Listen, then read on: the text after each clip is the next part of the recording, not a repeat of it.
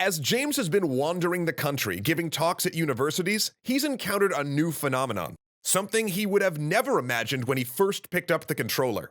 The esports scholarship. In a lot of ways, this is great, and in some it really isn't. Let's talk about both.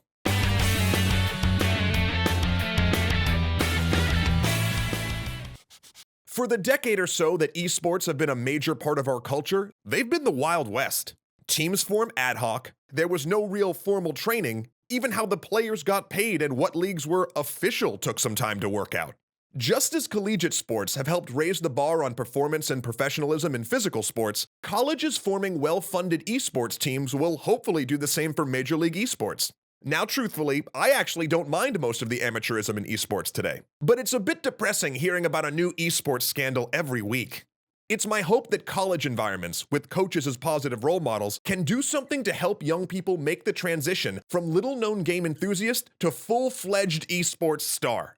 Granted, physical sports haven't done this as well as I would like either, but I'm hoping we can do better. These scholarships might also offer a path to education for people who otherwise couldn't afford college, which is an incredible thing. That said, though, I have a few lingering concerns. First off, most of the schools I've seen really going all in on the esports thing have been smaller, lesser-known schools. They see esports as a way to attract new students and get their name out there, and that in no way makes them bad. In fact, I'm certain that some of them offer an education on par with the most well-known schools around. But it does mean that any student eyeing these programs should really take a close look at what the rest of the school has to offer, because it may not actually suit their needs. I also worry that many of these schools could be spending their money better elsewhere.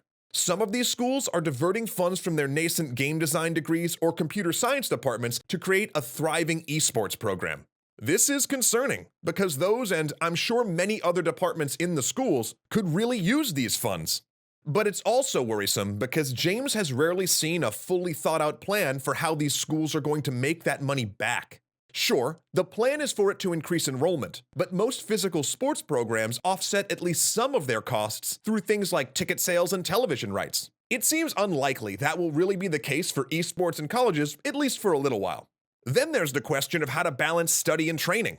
Traditional sports have had decades to work on that problem, and have failed.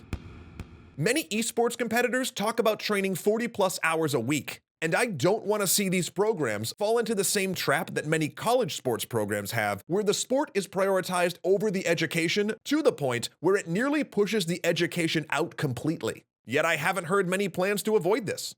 Next, there's the question of whether you can make a living as a second-tier esports player. Traditional sports have paid minor leagues that a lot of people kick around in for years while they chase their dreams or figure out what they want to do with the rest of their lives. The closest we have is streaming. But as we all know, to be successful there takes a lot of expertise other than simple proficiency at a game, and there aren't many schools that seem to teach those particular set of skills. Then there's the big one, the games themselves.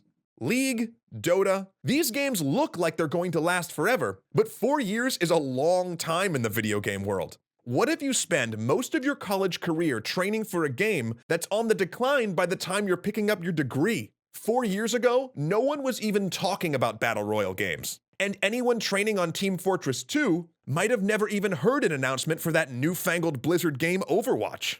Now that's not to say that college esports might not help to solidify games. These colleges and the players they train will have a vested interest in seeing the games they're training on last as long as possible. So maybe they'll help establish a few games that we'll come to think of as the esports games, in the way that in the US we think of football, basketball, and baseball as the major professional sports. Of course, if they don't, that raises the question about the longevity of a college player's career itself. Let's say as a sports player, you're hoping to have 10 years in the professional leagues. So 4 years of school plus 10 years of pro play would mean the game you're playing would have to have a 14-year lifespan. StarCraft and maybe sort of Counter-Strike have had that type of longevity, but I really can't name many others. This isn't all to say that you shouldn't go for these scholarships if you know without a doubt that being an esports athlete is your dream. You absolutely should, but just look carefully at these programs. This isn't easy money or a bonus for playing a lot of games. This is part of a path to one specific goal. It's awesome that it's out there, but it comes with its own pitfalls and dangers. At the end of the day, if you really want to make it in the world of esports, even with these scholarships, you'll be working more, not less, while you pick up your college degree. Until next time, remember, clear comp, full stack, can't lose. Train on, esports warriors. Where'd that ball go?